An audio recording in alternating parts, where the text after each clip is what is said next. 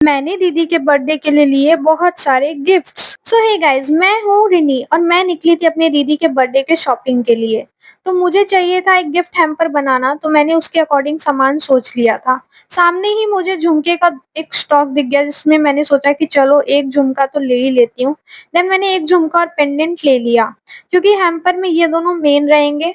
उसके बाद थोड़ा आगे पहुंचने के बाद मुझे दिखा एक छोटा सा शॉप, जहाँ पे बहुत सारी चीजें लगी थी। तो वहां पे मैं गई और मुझे पता था कि यहाँ पे मुझे आधे सामान तो मिल ही जाएंगे। तो स्क्रंची और क्लचर कुछ चीजें तो मुझे यहीं से मिल गई।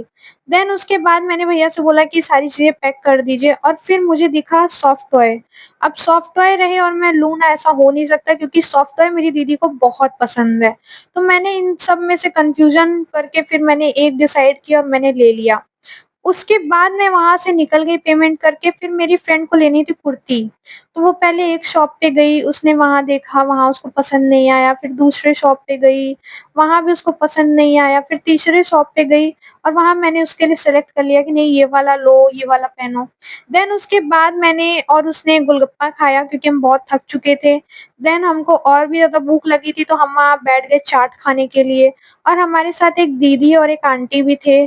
तो हम सब ने बातें करते-करते चाट एन्जॉय किया, और बहुत गर्मी थी गाइस, आप मेरा फेस देख लो।